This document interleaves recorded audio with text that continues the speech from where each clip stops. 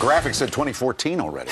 That was a mistake. Hey, 2013 was a big year in culture. From dinner tables to water coolers, some stories kept America talking. Let's bring in Todd Starnes from Fox News Radio. He's here to take a look back at the top culture stories of 2013. So, Good morning, Todd. Good morning. Yes.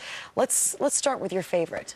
Or maybe it's number one, I don't know, Obamacare? Oh, geez, Lou. Yeah, Obamacare. Look, this was a big deal. Here you had the federal government trying to tell people, churches, Christian colleges, that they have to disobey the tenets of their faith so they can obey the government instead. And I think that issue got lost in all of the political talk. But this really was, I think, the biggest issue, the culture war issue of the year. Well, one of the nastiest was Martin Bashir at MSNBC and Sarah Palin. I can't believe those words came out of his mouth. This is one of the reasons that I advocate strong border security. What is this guy doing in the country? Martin Bashir needs to go back across the big pond where he can do whatever he wants to. But yeah, this was really atrocious. I mean, what kind of a man says this kind of stuff about a lady on television, much less, anywhere else? But this really was a big deal. I think I was really surprised that MSNBC did not do the right thing in the first place, which was to fire the guy. They allowed him to resign instead. What a big mess. Quote unquote resign. Yes. The war on Christmas.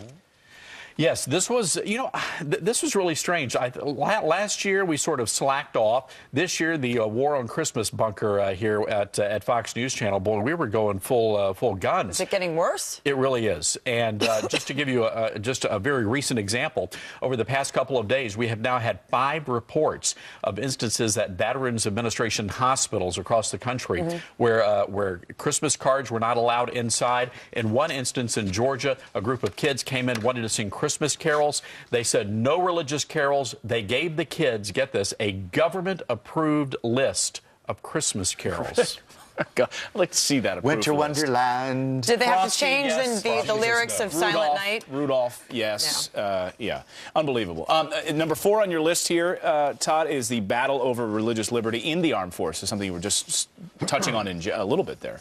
That's right. And this goes back to earlier in the year where we presented exclusive stories about how military personnel were being taught that evangelical Catholics or evangelical Christians and Roman Catholics are considered religious extremists.